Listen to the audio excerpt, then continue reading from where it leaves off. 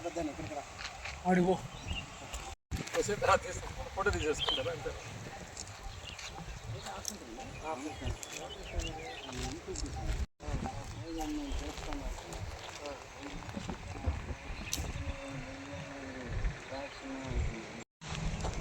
ఆయన మొత్తం 134 చేస్తున్నాడు సార్. అక్కడ మొత్తం అన్ని రూట్లు ఉన్నాయి. కనీసం ఏదైనా లోకల్గా ఒక ఆయన ఉన్నారు సార్. ఆయన ఒప్పుకున్న పేర్ల కన్నా 1 మార్చి అని వాళ్ళు మీటింగ్ పెట్టుకుంటా ఉన్నారు సార్. ఈరోజు ఇంజనీరింగ్ అసలు అందరి మీటింగ్ మారుస్తూ ఉన్నారు. అన్నీ నేను కట్టలేను, దాంట్లో 4 డబ్బులు తీసి నాకు నమ్మకం ఉండే వాళ్ళని లేకపోతే రాదు. ఎందుకు లేకుండా చేస్తారు సార్. అది లేదు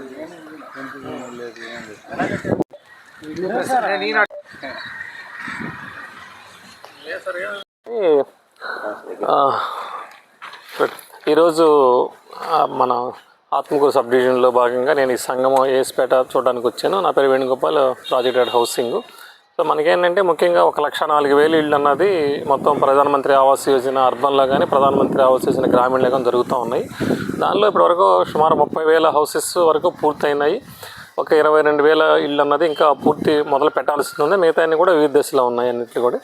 దీని మొత్తంలో ఒక 28,000 ఇళ్ళు అన్నది ఆప్షన్ 3 కింద ఎక్కడైతే లేఅవుట్స్లో తీసుకోబడ్డాయో లబ్ధిదారులు చేసుకోలేక లేఅవుట్స్ కొంచెం దూరంగా ఉన్న ప్రదేశాల్లో గతంలో మొదలు పెట్టబడి సుమారుగా 160 మంది కాంట్రాక్టుల వరకు చేసుకుంటూ వచ్చారు. దాంట్లో ఒక 7,000 వరకు కంప్లీషన్ స్టేజ్కి తీసుకొచ్చారు. మిగతా అన్ని కూడా వివిధ దశలో ఉన్నాయి. గత సంవత్సరం ప్రభుత్వం మారిన తర్వాత ఈ ఆప్షన్ 3 మీద కొన్ని ఆరోపణల మీద మొత్తం ప్రోగ్రెస్ అంతా కూడా విజిలెన్స్ అండ్ ఎన్ఫోర్స్మెంట్కి ఇవ్వడం ద్వారా ఆప్షన్ 3 ప్రోగ్రామ్ అన్నది దాదాపుగా 10 మాసాల నుంచి జిల్లాలో జరుగుతూ లేదు. ఇప్పుడు ఎంక్వైరీ పూర్తయింది, గవర్నమెంట్కి రిపోర్ట్ వెళ్ళింది. ఎక్కడైతే లేఅవుట్స్లలో కాంట్రాక్టులకు పని బాగా చేశారు, అక్కడ ప్రాబ్లమ్స్ లేవు, స్ట్రక్చర్ బాగుంది, అదేవిధంగా ఇచ్చిన మెటీరియల్కి ఇచ్చిన డబ్బుకి రికన్సిలేషన్ జరిగింది అనుకున్న కాడ మేము కొన్ని స్ట్రీమ్ లైన్స్ రికన్సిలేషన్ చేసి ప్రతిపాదనలో ఒక 65 మంది వరకు గవర్నమెంట్కి పంపించాము. ఆ లేఅవుట్లలో ఆ కాంట్రాక్టుల ద్వారా మిగతా పని కూడా పూర్తి చేసి లబ్ధిదారులకి అందజేయాలనేటువంటి ఆలోచనతో అది మాకు ఎండీ గారి ఆఫీస్ నుంచి గవర్నమెంట్ నుంచి పర్మిషన్ అండ్ ఆ కాంట్రాక్టర్ రావాల్సిన బకాయిలు విడుదల అన్నది ఉన్నది. దీంట్లో ఈ ఆప్షన్ 3 దాని మీద ఏప్రిల్ 4వ తేదీన జిల్లాకి మంత్రి గారు, గౌరవ హౌసింగ్ మంత్రి గారు కూడా రావడం జరిగింది. ఆయన 2 లేఅవుట్లు విజిట్ చేశారు సర్వేపల్లి నియోజకవర్గంలో. ఆ రోజు జిల్లా స్థాయిలో ఒక ఉన్నత స్థాయి మీటింగ్ కూడా జరిగినది. గౌరవ మంత్రివర్యులు, గౌరవ ఎమ్మెల్యేస్ అందరూ సమక్షంలో, అదేవిధంగా అధికారుల మధ్యలో. సో ప్రోగ్రామ్ జరిగింది, మొదలుపెట్టారు కాబట్టి దాన్ని ముందుకు తీసుకెళ్ళి కంప్లీట్ చేసి అంతిమంగా లబ్ధిదారులకు ఇల్లు అందజేయాలనేది ఉన్నతాధికారులు అదేవిధంగా మంత్రివర్యుల యొక్క ఆదేశాలు ఉన్నాయి. దాని ప్రాప్తికి మేము ప్రయత్నం చేస్తాము. దీంట్లో ఆ రోజు తీసుకున్న ముఖ్య నిర్ణయం ఏంటంటే ఆప్షన్ 3లో మొదలు పెట్టబడినప్పటికీ కూడా లబ్ధిదారులు ముందుకు వచ్చి వాళ్ళ గృహాలు మేమే కట్టుకుంటామని చెప్పిన వాళ్ళకంటే కూడా ఆప్షన్ 3 నుంచి 1కి మార్పించడం కోసం అని చెప్పి వాళ్ళు ఎక్కువ దాన్ని ప్రోత్సహించమని చెప్పి మనకి ఆదేశాలు ఇచ్చున్నారు. అది ఎలా వర్కౌట్ అవుతుందంటే ఈరోజు ప్రభుత్వం మీ అందరికీ తెలుసు మార్చి నెలలో ఒక జీవో ఇవ్వడం ద్వారా ఎస్సీ, ఎస్టీ, బీసీ లబ్ధిదారులందరూ కూడా అదనపు ఆర్థిక సహాయం ఎస్సీ ఎస్టీలకి 50,000 రూపాయలు, అదేవిధంగా ఎస్టీలకి 75,000 రూపాయలు ఉన్నటువంటి 1,80,000కి అదనంగా ఇచ్చేటువంటి సౌలభ్యం ఉన్నది. సో వీళ్ళందరూ కూడా ఆప్షన్ 3 నుంచి 1కి వచ్చి మేము కట్టుకుంటామన్న వాళ్ళందరూ కూడా మేము ఆప్షన్ 1కి మార్పిచ్చేసి లబ్ధిదారుల ఖాతాకే డబ్బు జమ చేయడం, అదేవిధంగా రావాల్సిన స్టీల్ కానీ సిమెంట్ కానీ లబ్ధిదారులకు ఇవ్వడం ద్వారా ఈ గృహాలు మీరు చూస్తూ ఉన్నారు అన్ని రూఫ్ లెవెల్లో ఉన్నాయి.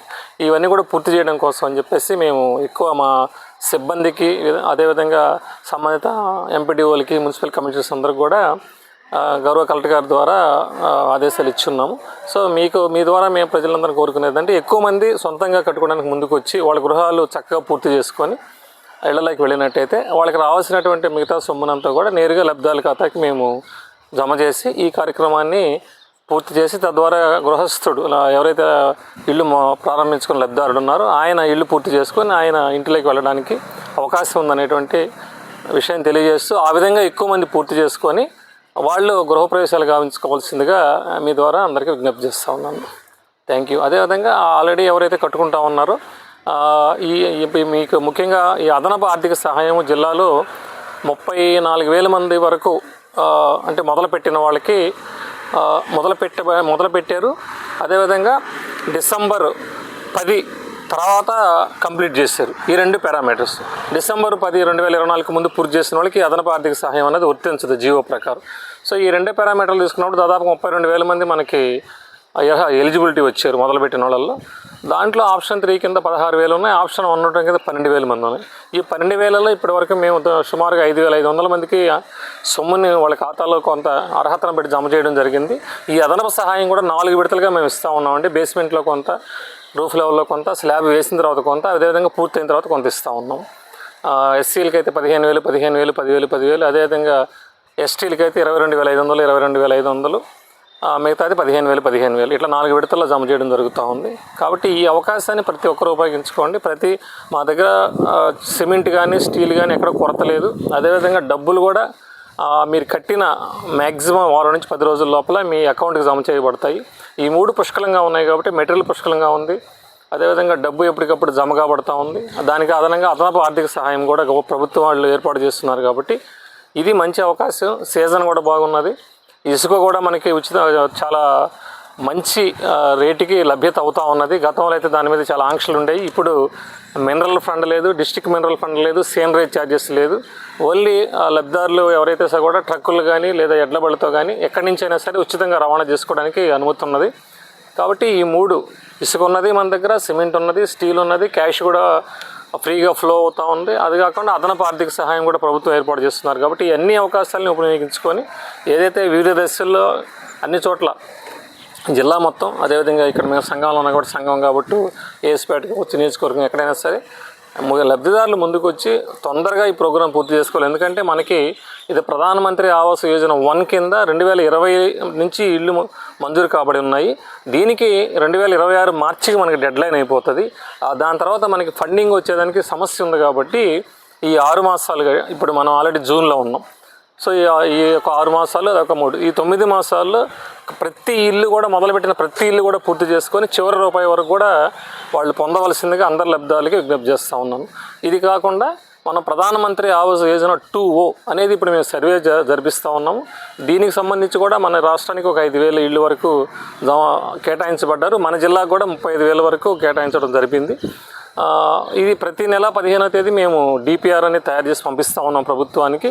అయితే దానికి కావాల్సిన డాక్యుమెంట్స్ అన్నీ కూడా సంబంధిత ఇంజనీరింగ్ అసిస్టెంట్ లేదా మా ఏఈ హౌసింగ్ వారి కార్యాలయంలో అందజేయడం ద్వారా Aadhaar, ration card, bank account number, spouse Aadhaar ఇలాంటివన్నీ కూడా కావాల్సిన, అదే స్థలానికి సంబంధించిన సర్టిఫికేట్ ఇవన్నీ కూడా అవసరం ఉంటాయి. ఇవన్నీ అందజేయడం ద్వారా కొత్తగా కూడా మంజూరికి మీరు ఎవరైతే ఇళ్ల స్థలం ఉన్నది వాళ్ళందరూ కూడా కొత్తగా మంజూరు చేసుకోవచ్చు. ఇళ్ల స్థలం లేని వాళ్ళకి ఆల్రెడీ మీకు తెలుసు, ఇప్పుడు సంబంధిత సచివాలయంలో అప్లికేషన్స్ అనేది ఆన్లైన్లో తీసుకుంటా ఉన్నారు. దాంట్లోనే అప్లై చేసుకొని స్థలం వచ్చిన వాళ్ళు కూడా మేము తదుపరి ఇల్లు మంజూరు చేయడం జరుగుతూ ఉంది. కాబట్టి నేను 2 అంశాలు మీ ద్వారా అందరికీ లబ్ధిదారులకి ప్రజలందరికీ విజ్ఞప్తి చేస్తూ ఉన్నాను. ఆల్రెడీ ఇల్లు మంజూరు అయ్యి వివిధ దశలో ఉన్న వాళ్ళందరూ కూడా తొందరగా పూర్తి చేసుకోవడం, ఎవరైతే ఇళ్ల స్థలాలు ఉన్నాయో వాళ్ళందరూ కూడా సంబంధిత తహసీల్దార్ ఆఫీస్ నుంచి సర్టిఫికేట్ పొంది కొత్తగా మంజూరు తీసుకోవడం, స్థలాలు ఆల్రెడీ లేఅవుట్లలో ప్లాట్లు ఇచ్చాము గతంలో మంజూరు కాలేని వాళ్ళు కూడా ఇప్పుడు కొత్తగా మంజూరు అనేది చేసుకోవచ్చు. కాబట్టి ఈ 2 అంశాలని ప్రధానంగా ఎవరైతే ఇండ్లు లేని వాళ్ళు ఉన్నారో ఈ దశలో ఉన్న వాళ్ళందరూ కూడా దీన్ని ఉపయోగించుకోవాల్సిందిగా మరొకసారి మీ ద్వారా పదే అందరికీ విజ్ఞప్తి చేస్తూ ఉన్నాను. ధన్యవాదాలు. Thank you అనండాలి.